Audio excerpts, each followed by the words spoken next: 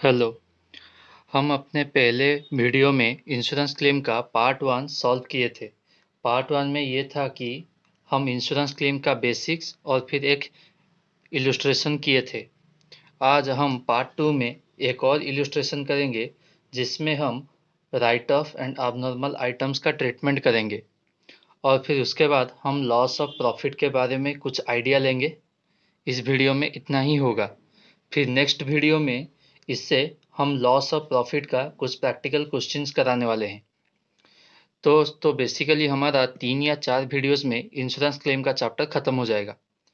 अभी हम illustration number 32 करेंगे। Illustration number 32। On 31st November 2013, the stock of Harshvardhan was lost in a fire accident. From the available records, the following information is made available to you.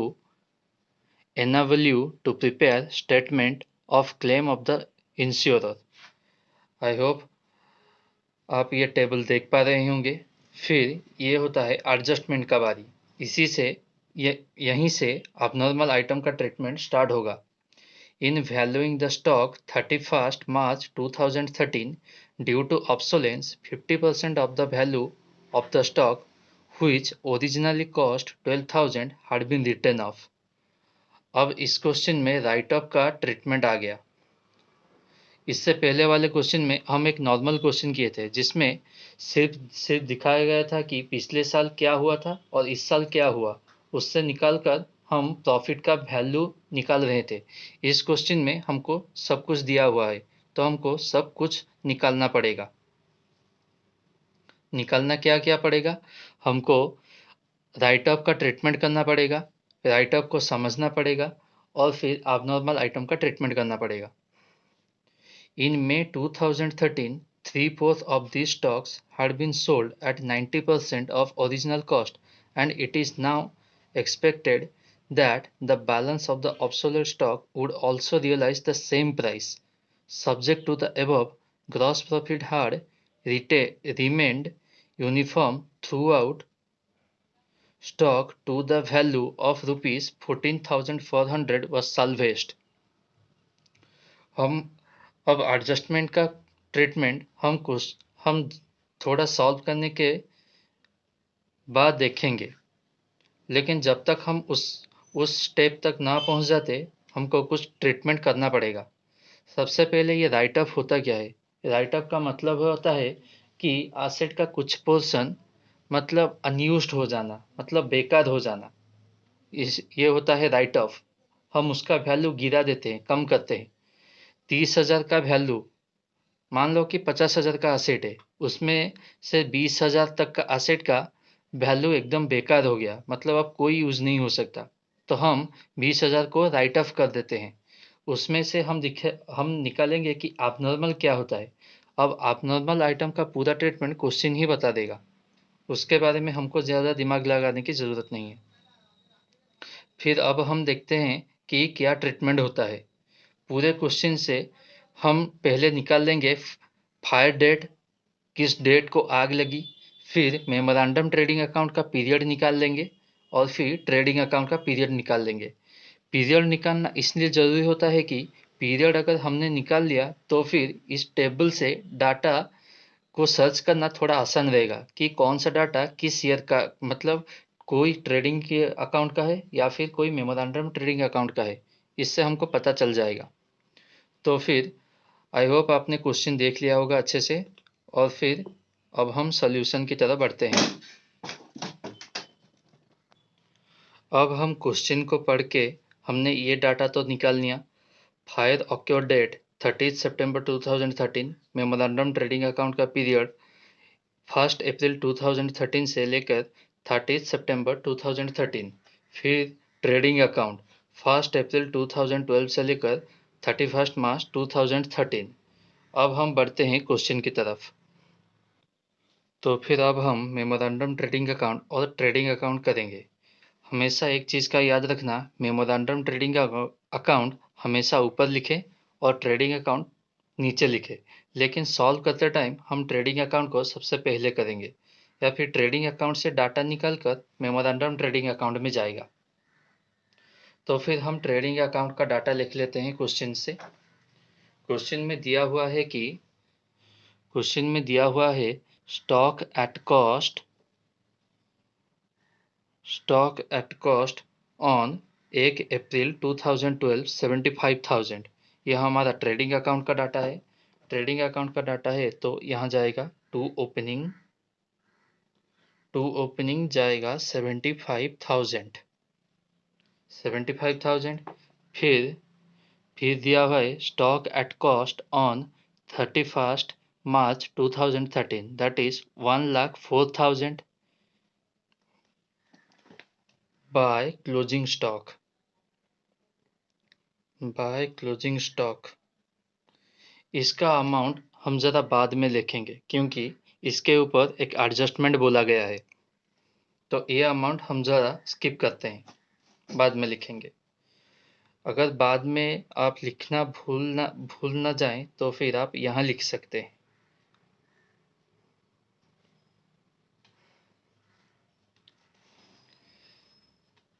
Then हम question से data छांट लेते हैं।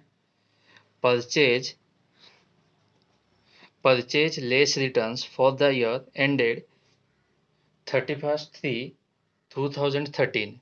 हमारा value है 5,07,500। इसको हम लिखेंगे टू परचेज 5,07,500। अगर इतना दिया है तो सेल भी दिया होगा।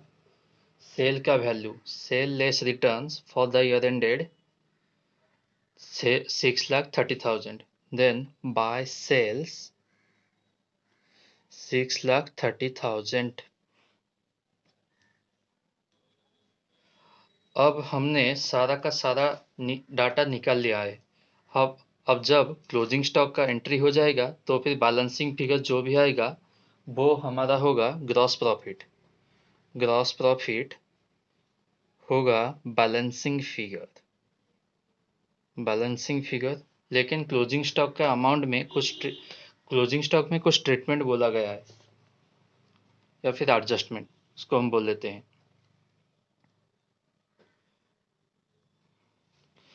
इन वैल्यूइंग द स्टॉक मतलब जब हम वैल्यू कर रहे थे तो फिर due to obsolescence 50% of the value of the stock which originally cost 12,000 had been written of.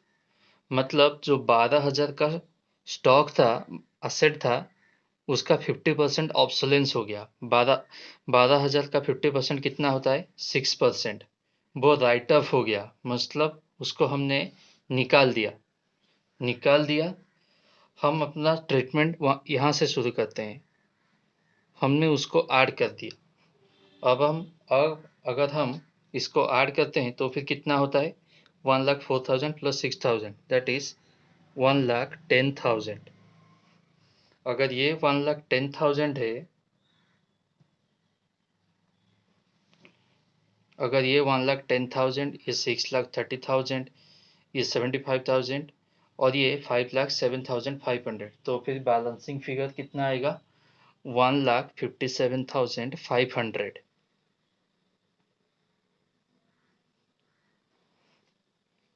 तो फिर हमारा प्रॉफिट निकल गया। तो फिर प्रॉफिट का परसेंटेज क्या होगा? प्रॉफिट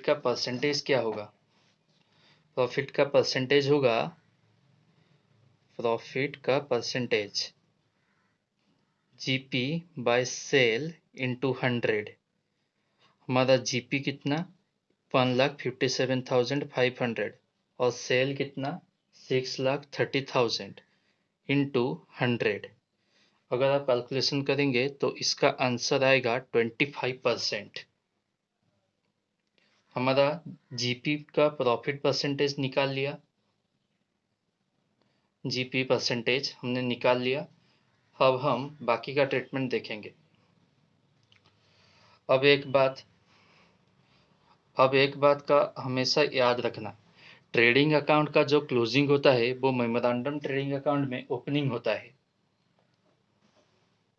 ओपनिंग में तो हम क्या लिखेंगे? ओपनिंग में हम लिखते हैं टू ओपनिंग में 1,10,000 रुपये लिख लेता, लेकिन नॉर्मल अबनॉर्मल ये दोनों चीज़ें आ गई हैं। अब किसी के मन में यह डाउट आ रहा होगा कि हमने अबनॉर्मल तो 6,000 लिख दिया है, हमने यहीं से ऐड किया था, तो फिर हम अबनॉर्मल में 6,000 लिखते हैं। ऐसा नहीं है, क्योंकि मेमोरेंडम ट्रेडिंग अकाउंट में अबनॉर्मल आइटम जितना भी है उसका पूरा ट्रीटमेंट होगा। अगर पूरा ट्रीटमेंट होगा तो फिर उस अबनॉर्मल आइटम का पूरा कॉस्ट ही लिखना पड़ेगा। पूरा कॉस्ट निकालने से हम उसका पूरा ट्रीटमेंट करेंगे, तो फिर उसका ओरिजिनल कॉस्ट कितना है 12,000, तो फिर हम अबनॉर्मल आइटम में 12,000 लिखेंगे। 12,000 और क्लोजिंग स्टॉक का टोटल वैल्यू है 11,000, 1,10,000 सॉरी 1,10,000। 1,10,000 से अगर आप 12,000 डिडक्ट कर देंगे तो फिर नॉर्मल में आएगा 98,000। अब हम अबनॉर्मल आइटम का पूरा ट्रीटमेंट देखेंगे। अबनॉर्मल आइटम के क्वेश्चन में हमको ये बोला गया है कि इन May 2013 3/4 of this stock had been sold at 90% of original cost। मतलब पहले इसने ये बोला है, मतलब इस स्टॉक में से 90% हमने बेच दिया। बेच दिया मतलब क्या? देन हमारा अभी आएगा working note.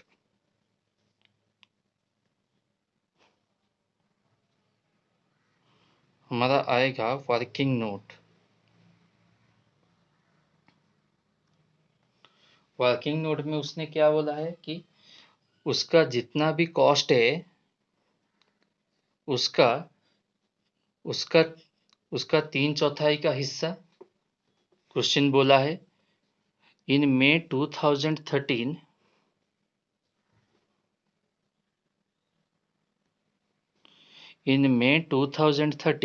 3/4 of these stocks had been sold। मतलब सोल्ड कितना हुआ? 12,000 इंटू 3/4, ये कितने में सोल्ड हुआ? सोल्ड कितने में हुआ? ये लिखा हुआ है कि 90% of original cost. 90% of original cost यानी कि सीधे शब्दों में कहा जाए तो फिर 90% सेल हुआ, 90% में सेल हुआ। तो फिर ये वैल्यू कितना आया? 8,100। 8,100 आया, लेकिन इसका एक्चुअल वैल्यू क्या है? ये तो होता है सेल, ये तो सेल हुआ, लेकिन इसका एक्चुअल वैल्यू क्या है? इसका एक्चुअल वैल्यू कितना आएगा अगर आप टोटल करेंगे तो 9,000। मतलब 9,000 को हमने 8,100 रुपये में बेच दिया, तो फिर कितने का लॉस हुआ? लॉस कितने का हुआ? 9,000 माइनस 8,100, जो कि हमारा होगा 900 रुपया। ये 900 रुपया लॉस हो गया। फिर उसका एक फिर और ट्रीटमेंट भी बोला गया है। और ट्रीटमेंट क्या बोला है? And it is now expected the balance of the obsolete stock would also realise the same price. मतलब क्या बोला है कि बैलेंस अब कितना बचा? हमने 3/4 तो यहाँ बेच दिया, तो फिर अब बैलेंस कितना बचेगा? बैलेंस अब इतना बचेगा। हमने 3/4 को यहाँ सोल्ड कर दिया, तो फिर अब 1/4 ही बचा। बैलेंस उसने बोला है कि सेम प्राइस, यानी इसका भी वैल्यू यहीं से डिटेक्ट होगा। तो फिर ये वैल्यू कितना आया? 2,700। 2,700 ये आया। लेकिन इसका वैल्यू क्या है? इसका वैल्यू आया 3,000। हमने 3,000 के वैल्यू को 2,700 में दिखाया, मतलब देन लॉस हमारा फिर से कितना हो गया? 3,000 माइनस 2700, जो कि हमारा 300 का फिर से नुकसान हो गया। क्या क्वेश्चन और कुछ ट्रीटमेंट बोला गया है? नहीं, क्वेश्चन में और कुछ भी ट्रीटमेंट नहीं बोला गया है। तो फिर हमारा टोटल लॉस कितना हुआ? 900 और फिर 300। अगर टोटल लॉस हम अगर लिखें तो 900 प्लस 300 यानी कि 1200, मतलब हमारा 1200 का abnormal item, total loss of abnormal, हमारा abnormal में 1200 रुपये का नुकसान हो गया। तो फिर इसको हम यहाँ शो करेंगे abnormal में बाय लॉस। ये हमारा कितना हो गया? 1200 रुपया। यहाँ डेबिट साइड में abnormal 12,000 है और abnormal क्रेडिट साइड में है 1200। तो फिर हमको बाकी के अमाउंट में फिर से हमको निकालना पड़ेगा, मतलब बाकी का जो अमाउंट है वो 10,800। तो फिर हमको उसको भी तो निकालना पड़ेगा। उसको अब कैसे निकालना पड़ेगा? क्वेश्चन में दिया गया है कि ये वाला अमाउंट सेल हुआ। अगर ये सेल हुआ तो फिर सेल में भी तो जाएगा। देन बाय सेल 8,100 रुपया। 100 रुपया यहाँ से जाया, यहाँ से गया। By sale, then by closing stock.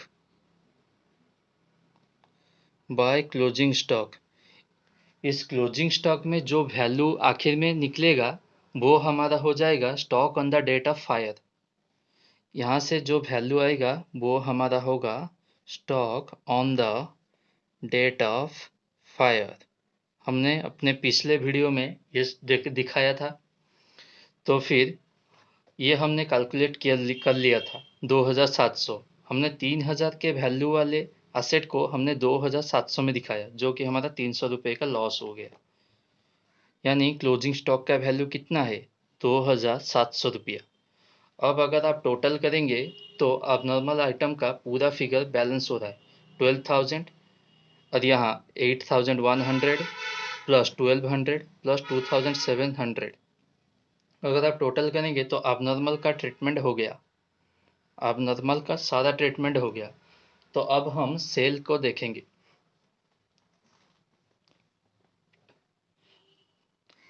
यहाँ लिखा है कि sale less returns up to 39 सितंबर 2013 3,68,100।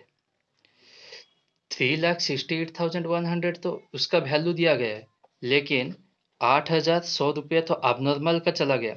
तो फिर बचा कितना? 3,60,000। तो फिर बचा कितना? 3,60,000। टोटल सेल का वैल्यू है 3,68,800, जिसमें 8,100 रुपया तो abnormal है। तो फिर नॉर्मल अब कितना बचा? 3,60,000।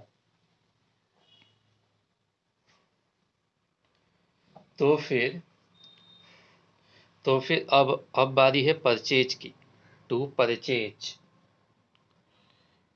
परचेज क्वेश्चन में दिया गया है purchase less returns up to 30 सितंबर 2013, दैट इज 2,90,000। That is 2,90,000। अब हमने तो पर्टिकुलर में सारा आइटम लिख लिया, opening, purchase, sale, loss, closing stock. ये लॉस तो abnormal का हुआ। नॉर्मल का क्या होगा? नॉर्मल में तो प्रॉफिट आएगा ना, टू ग्रॉस प्रॉफिट।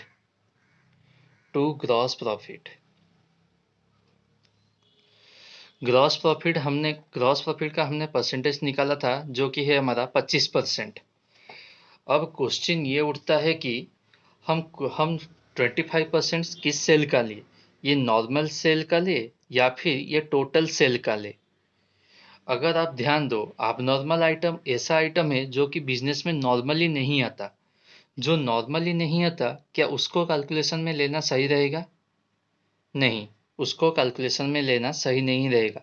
तो फिर हम 25% किसका निकालेंगे? जो नॉर्मल सेल है उसका। 25% ऑफ नॉर्मल सेल, जो कि हमारा 3,60,000 का 25% अगर आप निकालेंगे तो ग्रॉस प्रॉफिट आएगा 90,000। तो फिर हमारा सारा अमाउंट आ गया। तो फिर ये क्लोजिंग स्टॉक वाला जो अमाउंट है ये आएगा, बैलेंसिंग फिगर वाला अमाउंट आएगा। बैलेंसिंग फिगर में जो भी अमाउंट आएगा ये हमारा होगा stock on the date of fire. तो फिर पूरे कैलकुलेशन के बाद बैलेंसिंग फिगर आ रहा है 1,18,000। हम अपने प्रीवियस वीडियो में भी बोले थे कि stock on the date of fire step 1 है। तो फिर इसके बाद हम स्टेप 2 की तरफ बढ़ते हैं। स्टेप 2 क्या है? स्टेप 2 क्या होता है? स्टेप 2 में हम दिखेंगे कि gross claim. Gross claim gross claim में क्या होता है? Stock on the date of fire, stock of the date of fire minus salvage value. Salvage value salvage value क्या होता है? ये हमने पहले भी बोला था कि मतलब कुछ गुड्स को हमने बचा लिया, मतलब वो भी जल जाता, वो नहीं जला, इसलिए हमने उसको बचा लिया। तो फिर stock on the date of fire कितना होता है? 1,18,000 प्लस 2,700। अब किसी के मन में ये डाउट आ रहा होगा कि जब हमने सेल कैलकुलेट किया तब तो हमने इसको नहीं लिया, लेकिन लेकिन अब जब हम क्लोजिंग स्टॉक को वैल्यू कर रहे हैं तो फिर इसको क्यों ले रहे हैं? ये तो abnormal है। भले ही ये abnormal है लेकिन हमारे स्टॉक में ही तो रहता है। सेल का मतलब क्या होता है? जो नॉर्मली सेल होता है। लेकिन स्टॉक चाहे जैसा भी हो, वो चाहे WIP में रहे या फिर खराब रहे, लेकिन स्टॉक तो अपना होता है ना। क्लोजिंग स्टॉक तो हम कैलकुलेट करते हैं। तो फिर हमारा टोटल क्लोजिंग स्टॉक कितना हुआ? 1,18,000 प्लस 2,700, ये होता है stock on the date of fire. abnormal item में ये सबसे बड़ा कंफ्यूजन होता है। कोई लोग ये करते हैं कि सिर्फ इसी को ले जाते हैं और फिर ये वाला अमाउंट को नहीं ले जाते, तो फिर उनका कैलकुलेशन गलत हो जाता है। इसको भी लेना पड़ेगा। तो फिर अब हम क्वेश्चन में देखते हैं साल्वेज वैल्यू क्या होता है। क्वेश्चन के आखिर में ही दिया हुआ है कि साल्वेज वैल्यू का ₹14,400, ₹14,400। इसका कैलकुलेशन का वैल्यू कितना आया? 1,06,300। ये हमारा ग्रॉस क्लेम है। अब हमने पूरा का पूरा क्वेश्चन पढ़ लिया। इसमें कहीं पर भी पॉलिसी वैल्यू नहीं लिखा हुआ था। स्टेप 3 में हम यही करते हैं, policy value into gross claim divided by stock on the date of fire, हम यही निकालते हैं। उसके लिए हमको एवरेज क्लॉज भी देखना पड़ता है, लेकिन इस क्वेश्चन में हमको तो पॉलिसी का वैल्यू दिया ही नहीं। तो फिर पॉलिसी वैल्यू अगर नहीं दिया होगा तो फिर आंसर क्या होगा? तो फिर अगर स्टेप 3 का पॉसिबिलिटी नहीं है, क्योंकि पॉलिसी वैल्यू ही क्वेश्चन में नहीं दिया हुआ है, तो फिर policy then the net claim will be the gross claim। मतलब क्लेम का अमाउंट कितना होगा? 1,06,300 रुपया। बुक के कैलकुलेशन में भी यही अमाउंट आया है। अगर आप बुक के कैलकुलेशन भी देखोगे तो फिर यही अमाउंट ही आया है, 1,06,300 रुपया। आई होप हमने जो 2 क्वेश्चन किए, एक क्वेश्चन को हमने पार्ट 1 में अपलोड कराया था और फिर ये क्वेश्चन को हमने इस वीडियो में कराया। तो फिर अब हम लॉस ऑफ प्रॉफिट की तरफ बढ़ते हैं। लॉस ऑफ प्रॉफिट क्या होता है? क्वेश्चन को समझ में ये डाउट आ रहा होगा कि प्रॉफिट तो प्रॉफिट होता है, प्रॉफिट का नुकसान कैसे हो सकता है? लॉस ऑफ प्रॉफिट क्या होता है? लॉस ऑफ प्रॉफिट में ये होता है कि मान लो कि मेरा आग 1/4/2015 में लग गया। मेरा फायर डेट, फायर ऑक्योर्ड डेट। अब मेरा इस डेट को आग लगा, तो क्या इस डेट को आग लगा तो क्या उसके अगले दिन मेरा सब कुछ ठीक हो जाएगा क्या?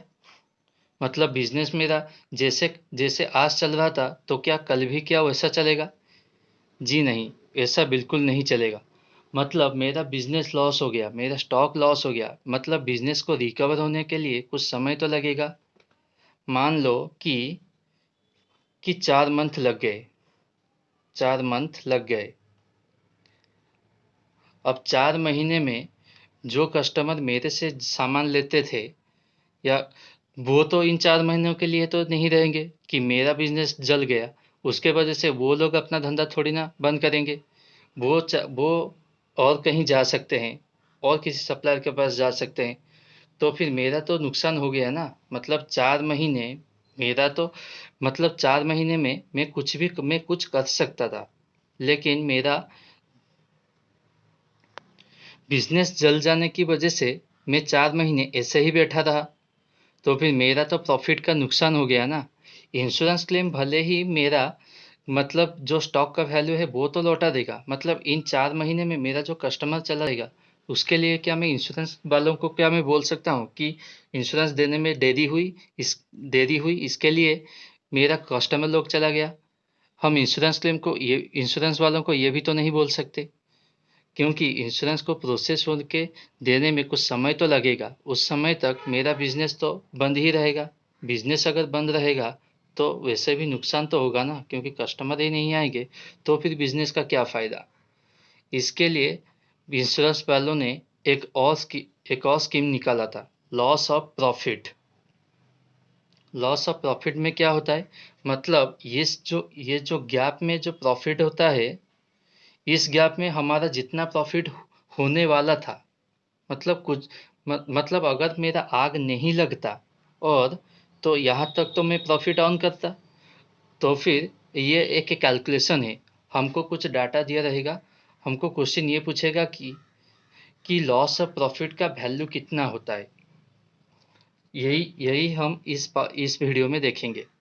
लॉस ऑफ प्रॉफिट में सबसे पहले हमको कुछ चीज़ों का जानकारी होना ज़रूरी है। जैसे हम लॉस ऑफ स्टॉक में जैसे 3 स्टेप होता है, यहाँ 6 या फिर 7 स्टेप्स से गुजरना पड़ता है। वो स्टेप्स को हमको थोड़ा याद रखना पड़ेगा। Loss of profit generally loss of stock से ज़्यादा आसान होता है, लेकिन थोड़ा याद रखना पड़ता है।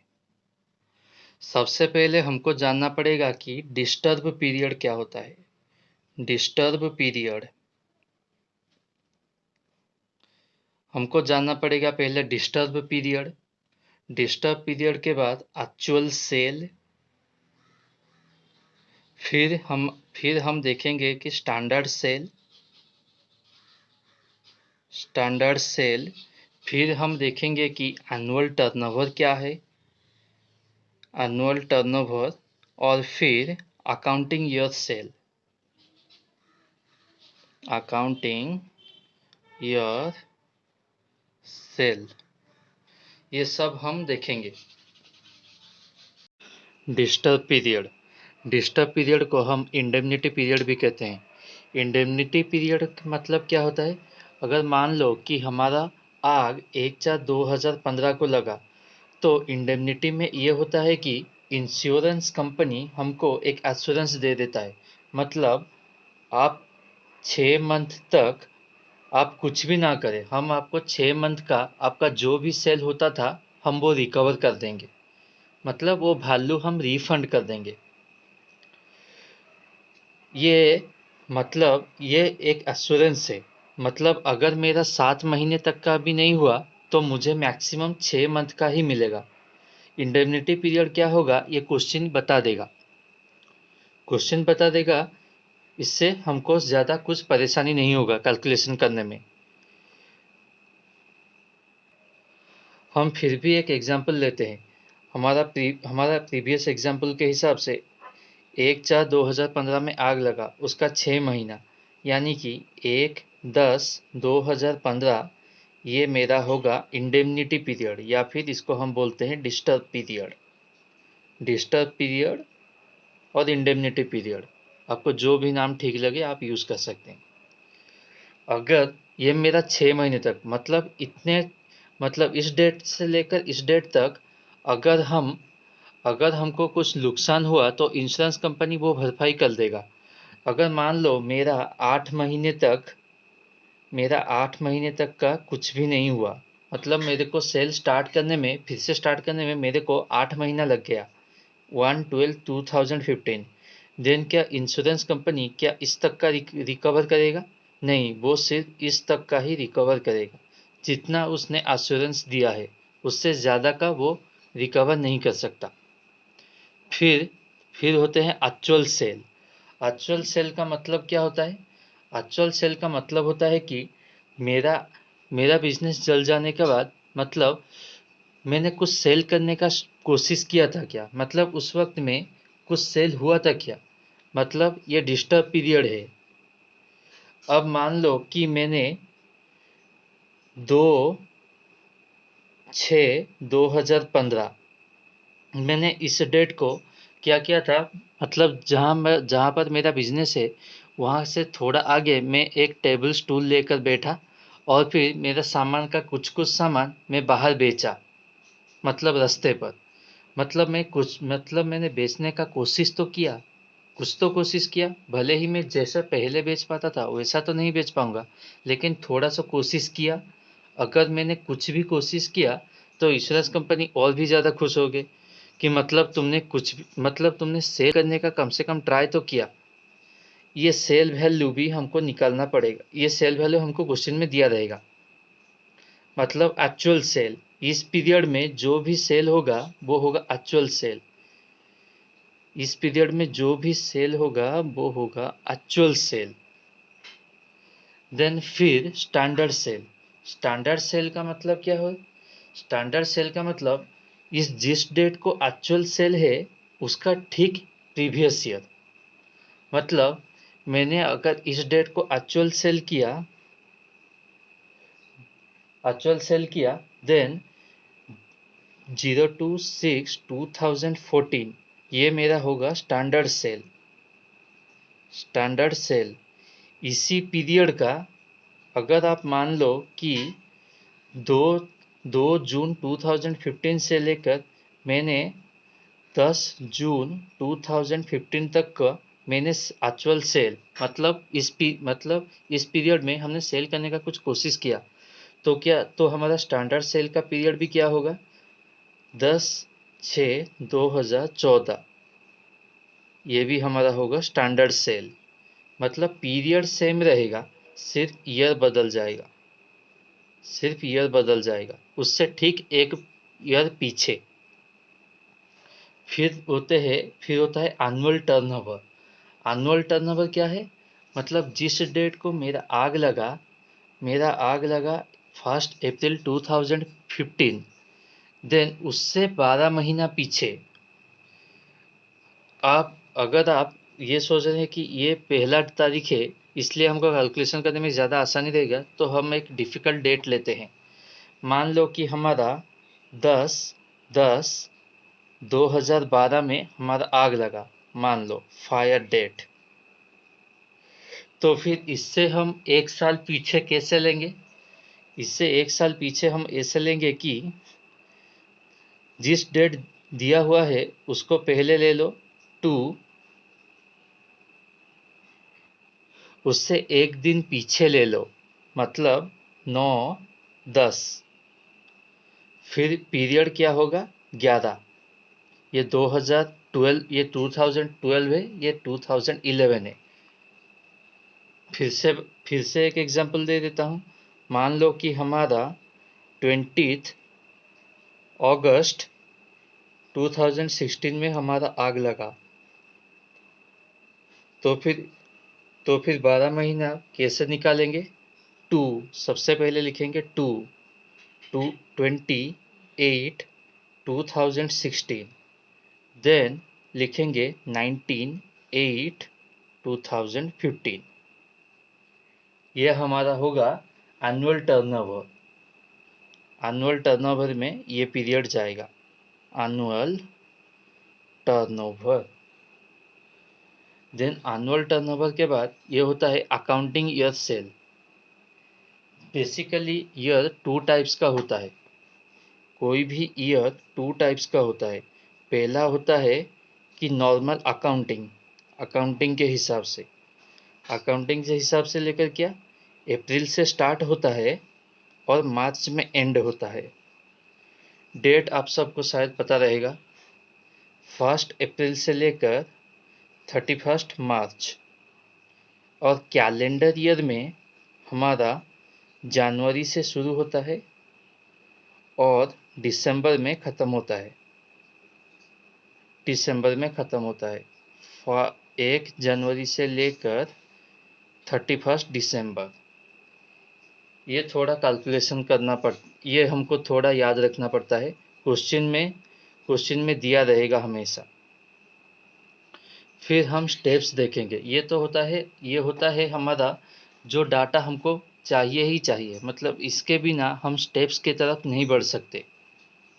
ये 5 चीज़ों का हमको जानकारी रहेगा, यही 5 चीज़ें। फिर अब हम स्टेप्स की तरफ बढ़ते हैं।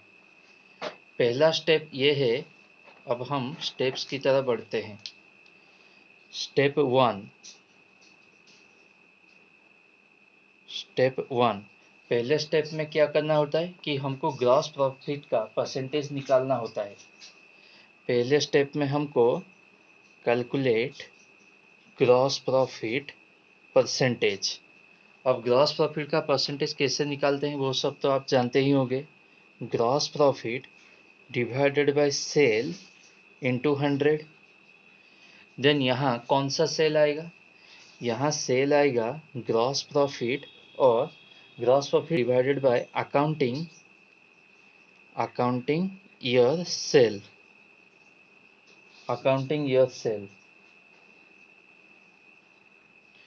हम इसको पहले से भी देख लेंगे कि ये कैलेंडर बेसिस पर है या फिर फाइनेंशियल बेसिस पर है। इंटू 100 ये हमारा परसेंटेज निकल आएगा। फिर क्वेश्चन ये आता है कि ग्रॉस प्रॉफिट हमको कैसे निकालना होगा, क्योंकि हमने जो 5 डाटा हमको चाहिए होता है उसमें तो कहीं पर भी प्रॉफिट का नामो निशान नहीं है। तो फिर ग्रॉस प्रॉफिट हमको कैसे निकालना होगा। ग्रॉस प्रॉफिट हम ऐसे निकालेंगे कि हमको क्वेश्चन में हमेशा नेट प्रॉफिट दिया रहेगा। नेट प्रॉफिट जब दिया रहेगा उसके साथ हमको इंश्योर्ड स्टैंडिंग चार्जेस ऐड करना पड़ता है। Insured standing charges. अब इंश्योर्ड का मतलब तो हम समझ सकते हैं कि वो इंश्योर हो चुका है। फिर स्टैंडिंग चार्जेस क्या होता है। स्टैंडिंग चार्जेस का मतलब है कि जो फिक्स्ड एक्सपेंसेस, मतलब चाहे मेरा बिजनेस चले या ना चले, मतलब वो खर्चे तो मेरा होगा ही होगा। मैं अपने एम्प्लॉयज़ को सैलरी तो दूंगा। अगर मैं रेंट पे बिजनेस कर रहा हूँ, मतलब किसी जगह को रेंट लेकर अगर बिजनेस कर रहा हूँ तो मेरे को उसका भाड़ा भी तो देना पड़ेगा। स्टैंडिंग चार्जेस यही होता है, और उससे हमारा कितना इंश्योर्ड है।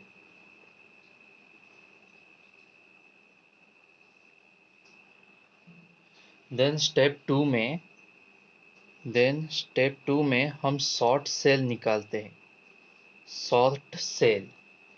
फिर शॉर्ट सेल में क्या होता है, स्टैंडर्ड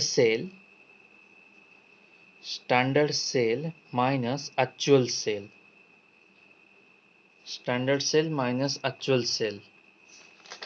ये होता है standard sale minus actual sale. ये भी हमको क्वेश्चन में दिया रहेगा। सिर्फ हमको पीरियड कैलकुलेट करना है। हमको क्वेश्चन में से सिर्फ पीरियड देखना होगा कि स्टैंडर्ड सेल का पीरियड कौन है और एक्चुअल सेल का पीरियड कौन है। फिर वैल्यू निकाल के हम सॉल्यूशन करेंगे। स्टेप 2 में हमारा निकला शॉर्ट सेल। फिर स्टेप 3 में हम करेंगे लॉस ऑफ प्रॉफिट। स्टेप 3 में हम करेंगे लॉस ऑफ प्रॉफिट हमारा कैसे आएगा, स्टेप 1 और स्टेप 2 को मल्टीप्लाई कर दे। इसका मतलब क्या है कि short cell into gross profit का जो परसेंटेज हमने स्टेप 1 में निकाला था उसको हम स्टेप 2 से मल्टीप्लाई कर देंगे। ये हमारा हो जाएगा स्टेप 3। देन स्टेप 4, ये थोड़ा इम्पोर्टेंट स्टेप है, इसको ज़रा याद रखना, इम्पोर्टेंट है ये।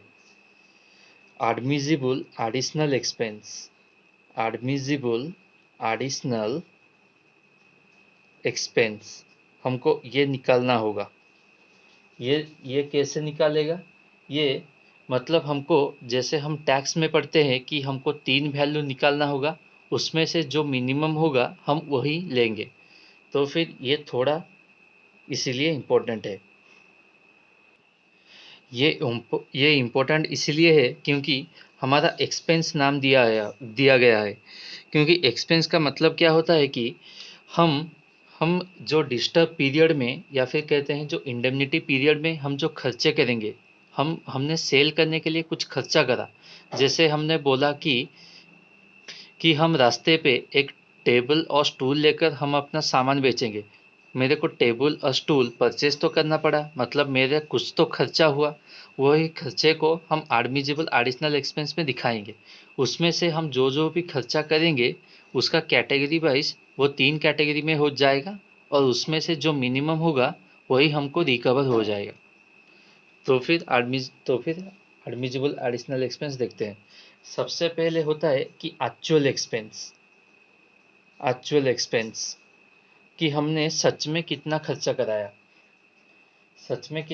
कराया, फिर देखते हैं कि एडिशनल, फिर सेकंड में आता है कि additional sale into gross profit का परसेंटेज, जो कि हम स्टेप 1 में निकाला था। फिर आप बोलेंगे कि एडिशनल सेल क्या होता है? एडिशनल सेल का वैल्यू क्वेश्चन में दिया रहेगा। अगर एडिशनल सेल का वैल्यू क्वेश्चन नहीं दिया है तो फिर हम एक्चुअल सेल को ही एडिशनल सेल मान लेते हैं। अगर क्वेश्चन ये वैल्यू नहीं दिया तो फिर हम एक्चुअल सेल को ही एडिशनल सेल मान लेंगे। लेकिन जनरली ये वैल्यू दिया रहता है, अगर नहीं दिया होता है तो फिर हम इसको ले लेते हैं इसके बदले। ये है पहला और ये है दूसरा। फिर आता है तीसरा अमाउंट, सॉरी, या फिर कहते हैं हमारा तीसरा condition, actual expense into gross profit on annual turnover, gross profit on annual turnover. अब एनुअल टर्नओवर तो आपको पहले ही पता होगा कि एनुअल टर्नओवर मतलब फायर डेट हमारा जो भी हुआ उससे ठीक 12 महीना पहले।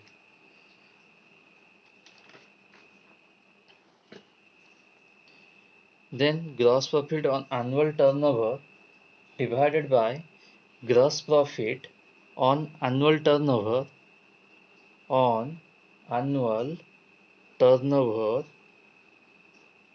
plus uninsured standing charges।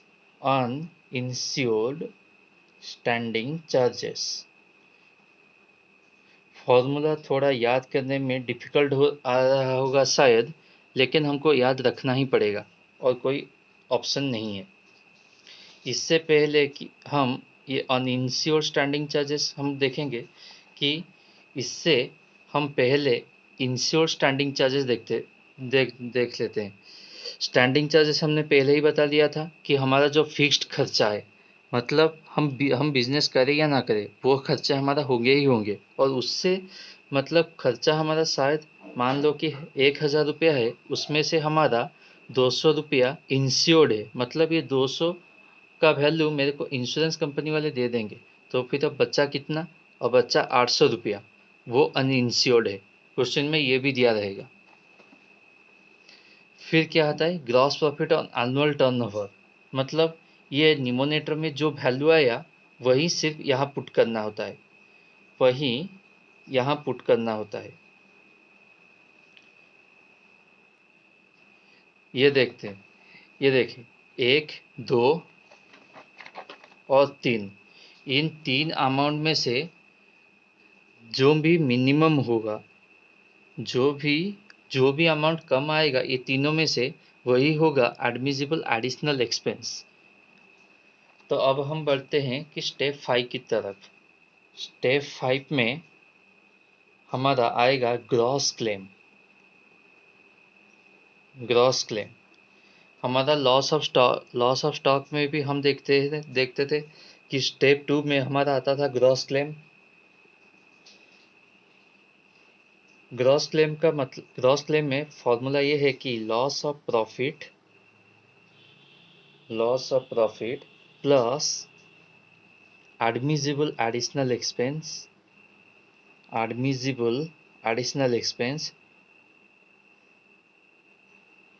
Minus saving in insured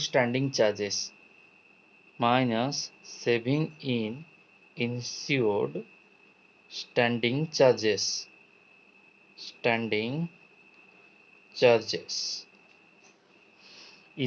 minus ये अमाउंट इसलिए हुआ क्योंकि हम इंश्योरेंस कंपनी तो हमको 200 तक का वैल्यू दे देता।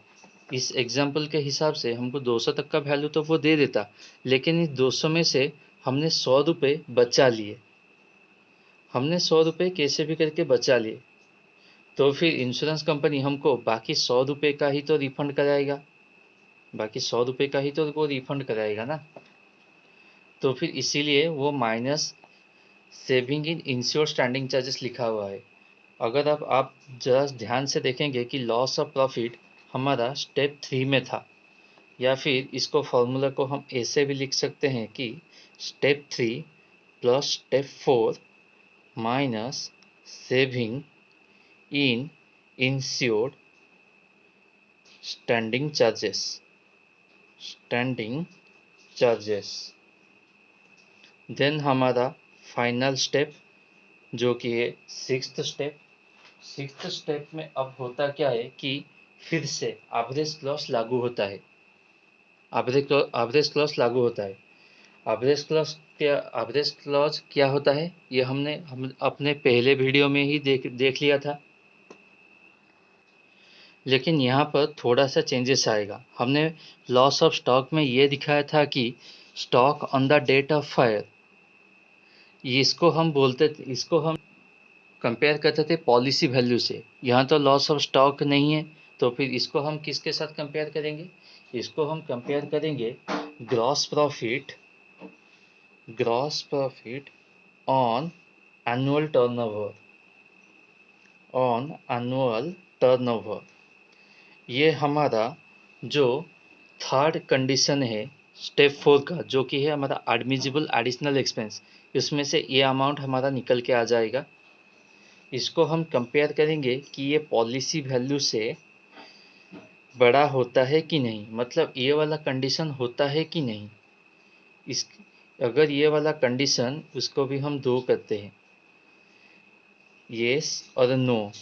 अगर ये कंडीशन सेटिस्फाइड होता है तो फिर हमारा एवरेज क्लॉज अप्लाई हो जाएगा। अगर ये नो है देन ये छठा स्टेप होगा ही नहीं। Gross claim will be the net claim. ये कंडीशन बेस्ड है, मतलब gross profit on annual turnover ये ग्रेटर देन होगा पॉलिसी वैल्यू से।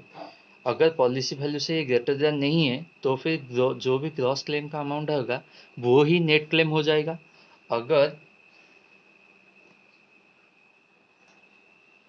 अगर ये येस होता है तो फिर एवरेज क्लॉज जाग जाएगा। तो फिर अमाउंट कैसे निकलेगा? Gross claim into policy value. Gross claim into policy value divided क्या? Gross profit on annual turnover.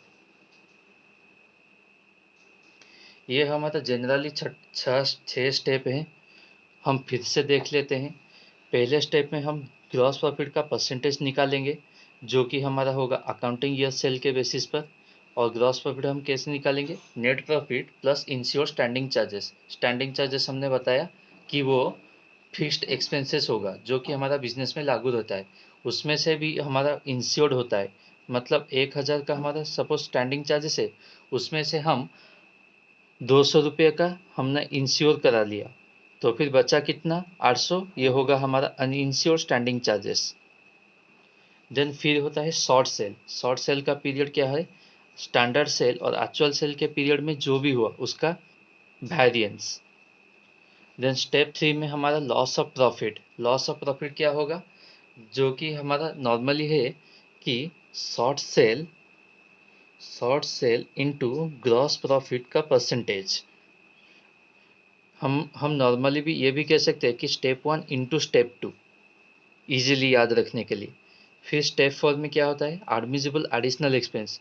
इन तीनों अमाउंट में से 1, 2 और 3, ये तीनों अमाउंट में से जो भी अमाउंट मिनिमम होगा वही होगा हमारा एडमिसिबल एडिशनल एक्सपेंस।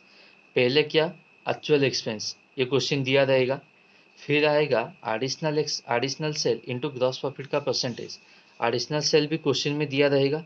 अगर एडिशनल सेल क्वेश्चन नहीं दिया है तब हम एक्चुअल सेल को उसके जगह पर ले सकते हैं। फिर आता है क्या? Actual expense into gross profit on annual turnover. Annual turnover का जो भी वैल्यू आएगा, ये एनुअल टर्नओवर कैसे निकलता है? जिस डेट को हमारा आग लगा उससे ठीक 12 महीना पहले, उससे हम ग्रॉस प्रॉफिट, वो हमारा एनुअल टर्नओवर आएगा। एनुअल टर्नओवर से हम ग्रॉस प्रॉफिट का परसेंटेज अगर निकाल देंगे तो फिर हमारा ये अमाउंट आ जाएगा।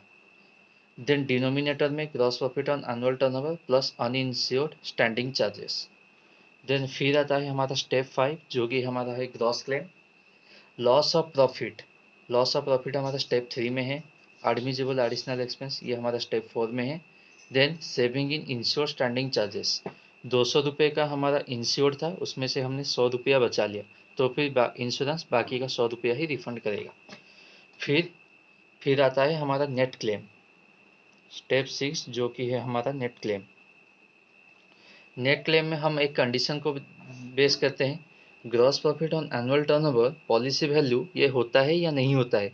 अगर नहीं होता है तो फिर gross claim will be the net claim, मतलब स्टेप 6 होगा ही नहीं। अगर यस है तब स्टेप 6 होगा। देन फॉर्मूला पुट हो जाएगा, gross claim into policy value divided by gross profit on annual turnover. यही है total 6 steps loss of profit को सॉल्व करने के लिए। हमारे सीएमए इंटर के इंस्टीट्यूट के मॉड्यूल में लॉस ऑफ प्रॉफिट के बारे में कुछ ज़्यादा डिफिकल्ट क्वेश्चन नहीं दिया हुआ है। जो भी क्वेश्चन दिया हुआ है हम उसी को सॉल्व करने में थोड़ा अपना दिमाग लगाएंगे। लेकिन हमने पास्ट ईयर के क्वेश्चन के एनालिसिस से ये देखा कि लॉस ऑफ प्रॉफिट कुछ ज़्यादा इम्पोर्टेंट नहीं है। मतलब क्वेश्चन अगर आता भी है तो फिर कुछ हल्का फुल्का क्वेश्चन ही आता है जो कि हम इजीली कर सकते हैं। अगर फिर भी आपको लॉस ऑफ प्रॉफिट का क्वेश्चन इम्पोर्टेंट लगता है तो फिर आप कमेंट सेक्शन में बोल दीजिए, हम एक और वीडियो बना देंगे जो कि हम लॉस ऑफ प्रॉफिट का प्रैक्टिकल क्वेश्चन कराएंगे। अगर आपको वीडियो अच्छा लगा तो फिर वीडियो को लाइक करें, चैनल को सब्सक्राइब करें। Thank you.